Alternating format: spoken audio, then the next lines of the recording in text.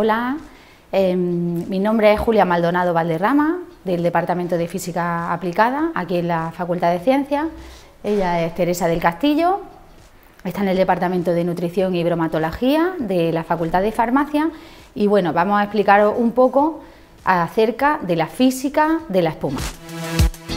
Las espumas son unas estructuras físicas que tienen unas propiedades extraordinarias desde un punto de vista muy variopinto. Son estructuras que ahora vamos a ver que tienen aplicación en ámbitos tan distintos como la arquitectura, el arte, la alimentación o la farmacia, de manera que conocer sus propiedades tiene mucha aplicación en ámbitos muy dispersos.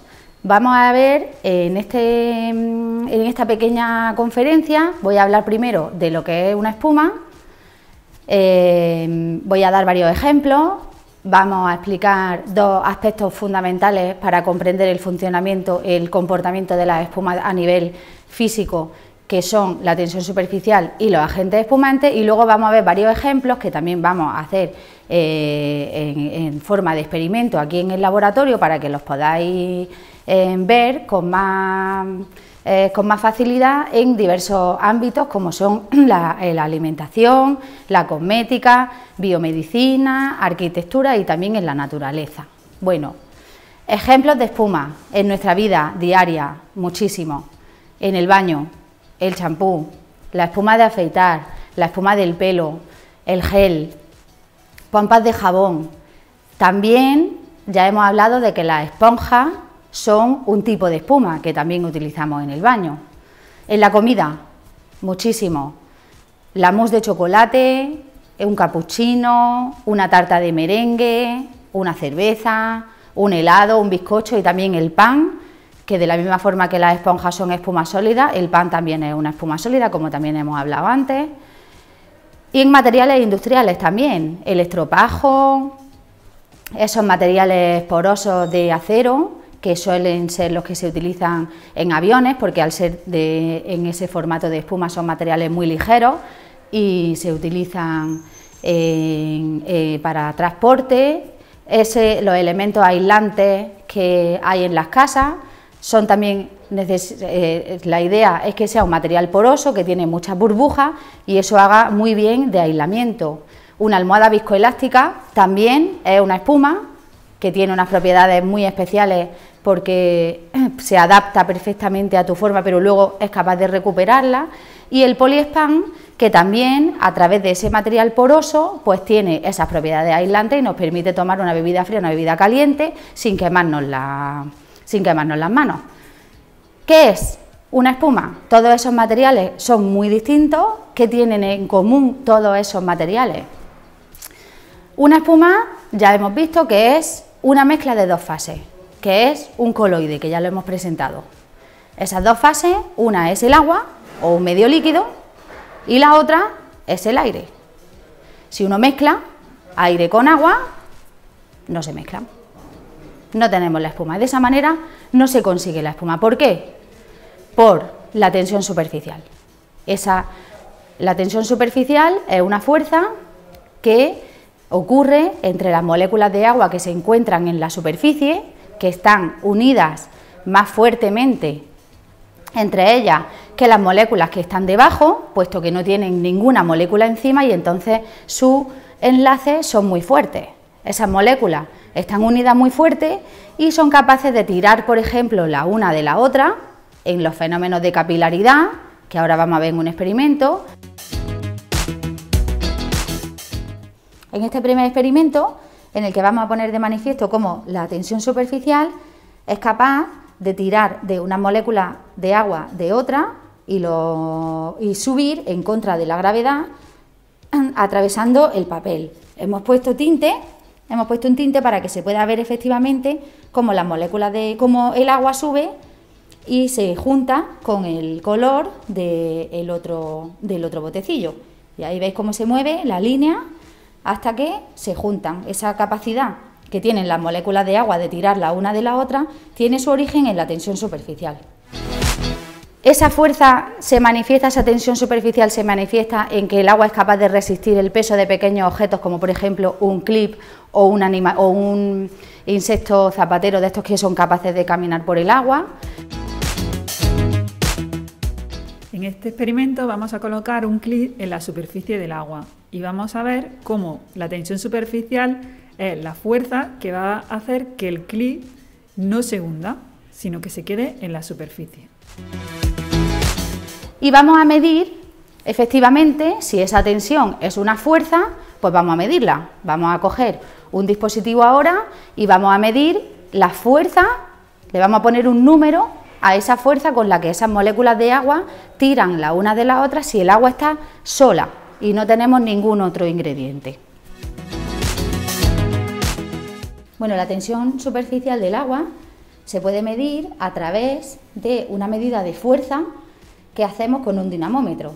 Este dispositivo mide fuerza, son fuerzas pequeñas, son milinewton, porque es cierto que el agua tiene mucha fuerza, pero estamos hablando de moléculas.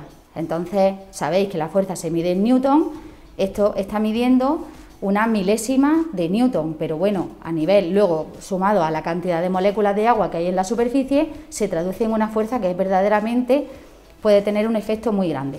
Para medirla, uno debe de colocar un anillo justamente en la superficie del agua y a través de este dinamómetro vamos a tirar y en el momento en el que se rompe la película, esa es la fuerza con la que el agua está tirando.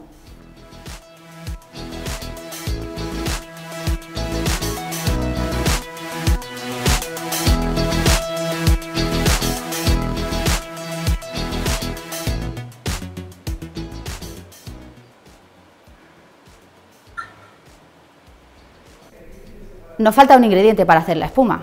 Hemos visto que el agua con el aire no se mezcla, hemos puesto de manifiesto la naturaleza de esa fuerza. Para hacer la espuma hace falta jabón, lo sabemos, ya lo sabemos, en nuestra casa utilizamos jabón. ¿Qué es el jabón? Bueno, el jabón está compuesto de una serie de moléculas que tienen dos partes.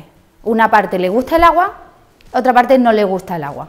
De manera que cuando yo pongo un poco de jabón en el agua, esas moléculas de jabón se van a ir a la superficie y se van a quedar en la superficie.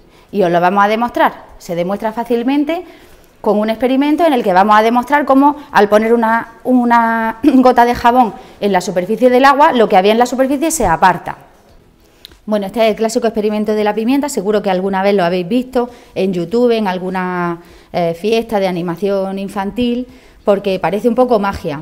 Si depositamos sobre agua limpia, espolvoreamos pimienta, la pimienta, que es muy ligera, se queda en la superficie. Y si le ponemos un poco de jabón, pues se abre completamente una superficie en la que la pimienta ya no está. Eso se debe a que son las moléculas del jabón las que ocupan ese espacio y empujan a la pimienta hacia los lados, y a nosotros nos sirve para demostrar que las moléculas de jabón se quedan en la superficie, no se disuelven ni en el seno de la disolución, sino que se quedan formando una monocapa. ¿Que se queda en la superficie qué significa? Que disminuye la tensión superficial, ahora esa superficie ya no tiene tanta fuerza y ahora vamos a ver cómo el clip se cae. Y vamos a medir la fuerza y vamos a ver que ese número que habíamos visto cuando no hay jabón, ahora ese número es más pequeño. Ahora vamos a ver cómo al añadir un agente espumante, en este caso el Fairy, lo ponemos en la superficie y entonces esa tensión superficial desaparece esa fuerza por acción del agente espumante y el clip cae. Vale, si repetimos ahora la medida de la fuerza con la que el agua tira de ese anillo, pero en vez de usando agua, utilizando una disolución jabonosa, antes el número que nos había salido, que era cercano al número 10, pues va a ser mucho menor. Vamos a necesitar mucha menos fuerza para romper esa película de agua. Fijaros que con 4 milinewton ya se ha roto la película de agua. Eso no solamente sirve para disminuir la tensión, sino que además las moléculas que se han colocado en la superficie de las burbujas las protegen y permiten que efectivamente se formen las burbujas. Y ahora ya con jabón pues somos capaces de formar pompas y de formar espuma muy fácilmente. Pues de nuevo la tensión superficial es la responsable de que si queremos hacer pompas y usamos solamente agua, pues la fuerza con la que soplamos o con la que estamos inyectando aire no es capaz de romper de esa película de agua o de extenderla. Sin embargo, cuando le ponemos jabón, entonces ya al echar un poquito de aire, esas moléculas de agua se pueden separar y quedar protegidas por una película, una monocapa de jabón que hace que se forme la burbuja. En física, para nosotros, una espuma es un coloide o un sistema coloidal, que es un sistema mezcla compuesto de dos fases, una fase agua, una fase aire y un agente espumante. Sin ese agente espumante no vamos a conseguir formar la espuma. Pero lo que es más importante, ese agente espumante, la naturaleza que tenga ese agente espumante, nos va a permitir manipular las espumas, obtener distintos tipos de espumas estables, inestables, conseguir burbujas más grandes, conseguir burbujas más pequeñas, conseguir espumas que sean más ligeras o espumas que sean muy densas y muy cremosas, incluso conseguir espumas líquidas o espumas sólidas. Pues como Julia nos ha contado, hay diferentes tipos de espuma. Ahora vamos a ver espumas en alimentos. Tenemos tipo, por ejemplo, mousse o merengue. Por ejemplo, también tenemos el tipo cappuccino, donde la espuma la forma la leche, ¿vale? Y también podemos tener el merengue, que el agente espumante que permite que se forme el merengue es la clara de huevo, ¿vale? Es el ingrediente que le va a dar esa capacidad de formar la espuma. Y en la mousse de chocolate, pues lo mismo, es la clara de huevo el ingrediente que hace que se permita la formación de esa espuma. Otra espuma en alimentos tenemos tipo jabón o tipo aire. Es conocido la receta que inventó Ferran Adrià con el aire de zanahoria, ¿vale? Y también, como vemos en la imagen, tenemos aire de frutos rojos. ¿Cómo consigue Ferran Adrià hacer este aire? Pues utilizando lecitina de soja y ahora vamos a hacer un experimento donde vamos a hacer aire de zumo de naranja. Bueno, la espuma para prepararla en el laboratorio lo que hacemos es ponerle un tiempo al cronómetro. Entonces lo vamos a tener agitando pues durante 2 minutos y luego ya volvemos a ver cómo está la espuma. Aquí en cambio vamos a preparar el aire de naranja. Mientras tanto, esto se hace echando zumo de naranja, añadiéndole, ahí se ve, la lecitina de soja, que es un agente espumante que no deja sabor y que permite, pues de la misma forma, hacer una espuma con algo que normalmente no haría espuma, como es un zumo de naranja. Eso no podríamos hacerlo de ninguna manera. Las espumas que se han formado pues son totalmente diferentes. Una espuma de clara de huevo es una espuma muy densa, porque el agente emulsionante son las proteínas, que son unas moléculas muy grandes que hacen una estructura prácticamente sólida, como pasa en el merengue y como pasa en la mousse. Sin embargo, los aires tienen una espuma que son muy líquidas. Hay otros ejemplos donde obtenemos espumas, por ejemplo, en cosmética. Por ejemplo, cuando queremos limpiar algo o en la higiene personal, que lo que queremos es formar un gran jabón pues para esa limpieza. Pero hay veces que se utilizan agentes que son antiespumantes, que no queremos que forme tanta espuma. Por ejemplo, en los lavados de coches. Entonces, hay varios métodos experimentales para formar estas espumas. Una puede ser por agitación. Ahora vamos a ver el experimento donde obtenemos espuma con agentes cosméticos para formar esa espuma. Otra es mediante burbujeo. Ahora vamos a ver un ejemplo y por caída libre. Por ejemplo, aquí tenemos el método de Rob Miles, que lo que tenemos es en la parte de arriba un líquido con el agente espumante y al dejarlo caer va a formar la espuma. Y la otra manera es burbujeando. Como vemos, el líquido que está en la parte de abajo y por abajo vamos a burbujear el aire, que puede ser o aire normal o nitrógeno o CO2, y con ese burbujeo se va a formar la espuma. Bueno, este dispositivo que ha explicado Teresa, el dispositivo de Ross-Miles, es un dispositivo en el que se mide la espuma que se crea por caída libre del líquido. No se pone a cualquier altura. Esto está ya medido, aquí veis esta marquita que tenemos hecha, porque tiene que ser, para poder comparar distintas disoluciones jabonosas, cuánta espuma se crea si hacemos caer 500 mililitros desde una altura de 1 metro o un poquito menos a través de una aguja pequeña. Entonces lo que uno hace es llenar el bidón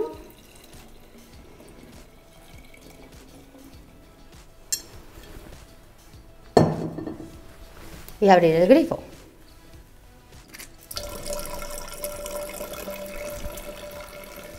Aquí se deja caer la espuma y cuando acaba, pues se mide la altura que ha tomado. Eso nos permite hacer una comparativa entre distintas disoluciones.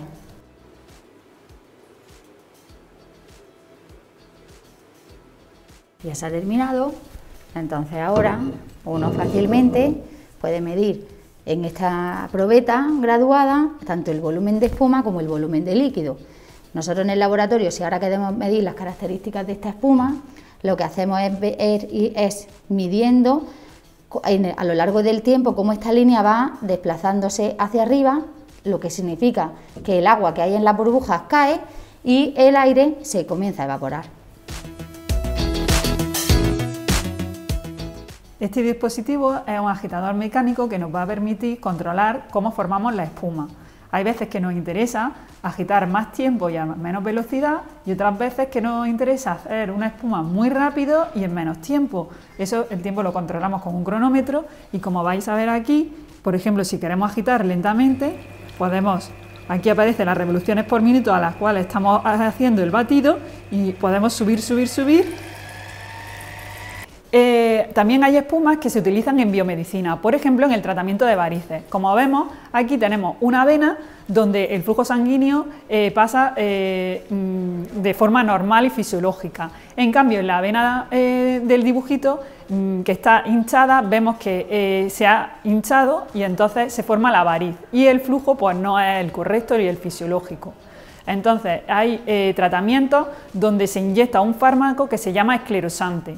Y ese fármaco lo que va a hacer es obstruir la vena para que el sistema venoso forme otra vena para el paso de la sangre. Entonces hay un tratamiento especial donde lo que se hace es inyectar una espuma esclerosante y ese método es mucho más eficaz que si inyectamos directamente un esclerosante líquido. Vale, pues para hacer la espuma esclerosante, que ha explicado Teresa, en general los cirujanos cardiovasculares utilizan esa técnica con una pieza T. En una jeringa meten el líquido esclerosante y en la otra tienen aire. Y luego, pues con sus manos, tienen que hacer pasar de una a otra unas 10 veces o 20 veces hasta que se ha formado la espuma. Después ya desenganchan la jeringa, la conectan a la punta y la inyectan en el paciente. El cirujano que vino a vernos para mejorar las propiedades de la espuma, uno de los problemas que tenía era la incomodidad de estar haciendo eso. Él había visto que cuantas más veces agitaba la jeringa, mejor era la espuma. Entonces nosotros, una de las cosas que hicimos fue diseñar un dispositivo automático en el cual las jeringas se mueven de forma automática y no tenía que estar el cirujano con sus manos preparando la espuma. Esto permite que se puedan realizar 500 ciclos de oscilación del líquido, lo cual conseguía una espuma pues mucho más estable sin necesidad de que hubiera una persona ahí dándole a la jeringa.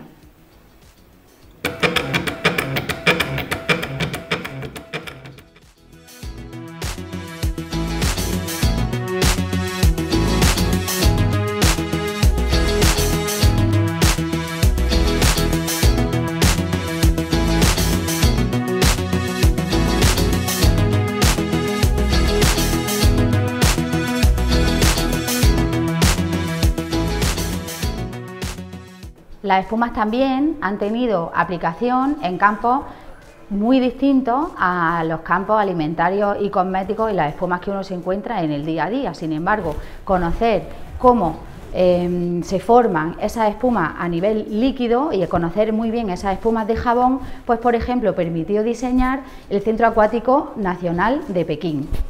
Este centro se le encargó a un físico que había trabajado durante toda su vida con espumas líquidas y conocía muy bien los modelos matemáticos con los cuales fabricar una estructura similar a la que tienen las espumas, que a la postre es verdaderamente la única estructura estable que puede soportar una combinación de burbujas. Utilizar una combinación de burbujas tiene de beneficio una estructura muy ligera, igual que los materiales que se utilizan en aviones. Al tener mucho aire entre las burbujas, es una estructura que permite un aislamiento térmico muy grande. Y además, como el material que se utiliza es plástico transparente, también es una estructura extremadamente luminosa. De manera que ese Centro Acuático Nacional de Pekín y en particular el cubo de agua, que fue la piscina olímpica donde se desarrollaron las pruebas de natación, pues forma parte de la colección de un museo de arte en el que se ha desgranado muy bien cómo es esa estructura del techo de esa piscina en forma de espuma. También, muy recientemente, pues algunos científicos han encontrado que ostras, el material, la forma en la que las ostras crecen en su concha, pues tiene una forma muy similar a una espuma.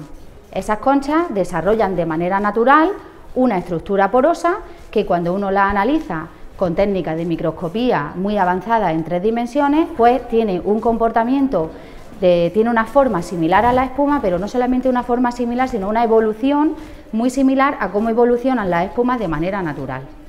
De manera que conocer las propiedades físicas de las espumas es fundamental para manipular su funcionalidad en ámbitos muy distintos.